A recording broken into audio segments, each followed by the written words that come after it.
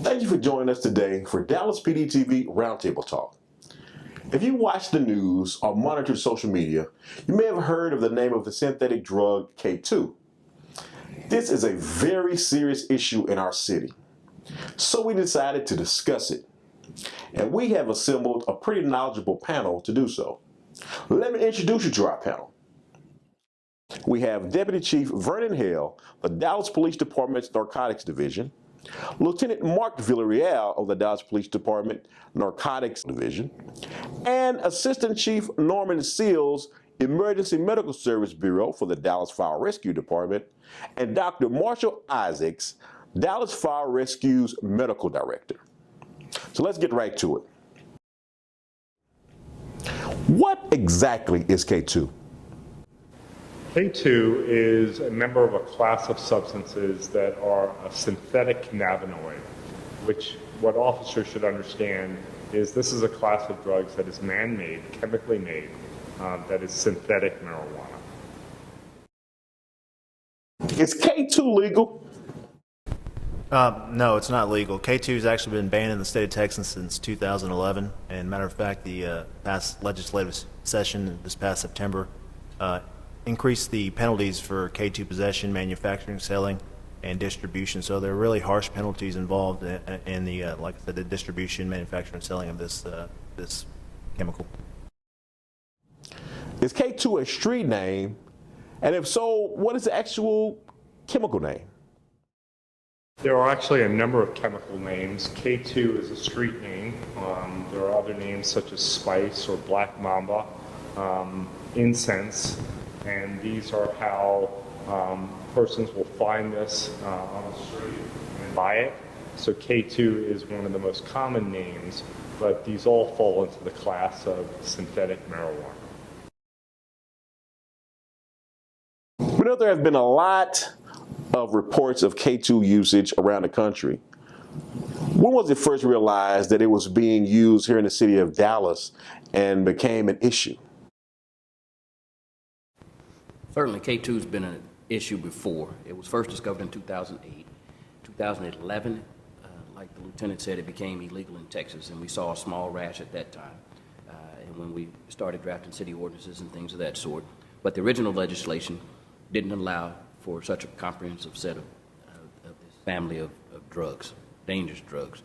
And so in December, we began to have a rash of actual overdoses downtown. And at this point, we're trying to isolate that strain, and we think we have. From a fire department perspective, we've seen similar trends over the last several years where we've seen smaller spikes. We've certainly had a good deal of training on how to, for our paramedics and field personnel, on how to manage overdoses that are suspected to be K2. And again, we've also noticed a strong spike over the last couple of months. I was wondering, can you explain the drafted legislation and how DPD and the city can use that legislation to combat K2? They named specific drugs that would fit into this legislation. But the criminals would go out and change those molecules and those chemicals each time the law was updated. So the more broad law helped increase the penalty grades, first of all, so now that we can get these felony arrests like we had in the last couple of days. But they also helped the labs by increasing all those analogs and able to test for and tell us what exactly is in it so that we can prosecute. Has there been any K2 related arrests in the city? As you know, we're recently been investigating the ongoing trend that we're seeing downtown. We've made several arrests. I think we're up to about 5 now. Felony arrests for delivery of this substance downtown. So like I say, it is an ongoing criminal investigation. I can't get into too many of the details, but the penalties for possession, manufacturing, delivery are very severe. So I would encourage those who want to try this to stay away from this dangerous drug. How many calls have Dallas Fire Rescue responded to in 2016 regarding overdoses? Over the last couple of months, we've seen in excess of 200 that we suspect K2 was involved. Keep in mind that on the scene, it has to be self-reported by the patient or a bystander. The side effects of a K2 overdose are very similar to other types, so it's hard to be exactly precise, but we know over a couple of hundred in the last couple of months. What is the age group of people who use K2? Typically, K2 or synthetic marijuana users tend to be a younger age demographic. And because synthetic marijuana tends to be cheaper than other street drugs, so those that wish to spend less money on their street drugs, we're finding they're more frequently under the influence.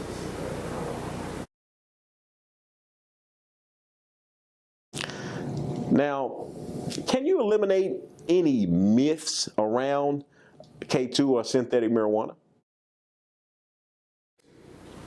So yes, so the general public, those that use recreational or street drugs, are under the impression that synthetic marijuana, K2, spice are a safer alternative to marijuana or other street drugs. That is absolutely not true. These are dangerous substances. In addition, there is the belief that K2 or synthetic marijuana is not addictive. That also is a myth. There's definitely an addictive potential with these substances. And the last point I would make about synthetic marijuana is that the long-term effects at this time are unknown, but we believe they could be significant. Is there anything you'd like to add that we might have skipped over or we may not have mentioned or discussed so far? I would just like to add that, just so people know, there's no quality control in these products are manufactured. A lot of these products are manufactured in China and Russia in some basement somewhere. They come over here, get shipped over here, and then they're added to the dried plant material. So there is no quality control from one batch to the next. So I would just caution people to be very careful. We don't know what's in these particular strains of K2, and be careful what you're putting in your body.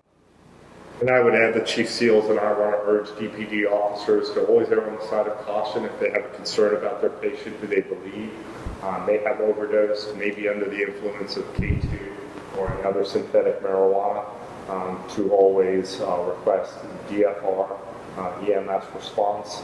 Again, these patients are at high risk of dying, seizures, hypoglycemia, and it's best if they have a medical evaluation. Certainly, speaking to what they said here about the lack of a process, you can get 2 baggies of the exact same name brand K2 and have totally different things in both those packages. You do not know what you're putting in your body at any time when you buy this stuff. It's dangerous. It will hurt you. It can kill you from everything that we've seen. So parents, be parents. Search your kids' rooms. Search their backpacks. If you see it, stop it. If you're a user of this stuff and you haven't become addicted yet, stop it. It's not a good place to be. Leave it alone. And if you're a dealer of this stuff, we do hope to find you and put you in jail and prosecute you. And additionally, if you are on these type of drugs or any type of drug and you feel like you need help, there are certainly resources in the community that can assist you in addiction and getting out of the lifestyle. Just say no to K2. Absolutely.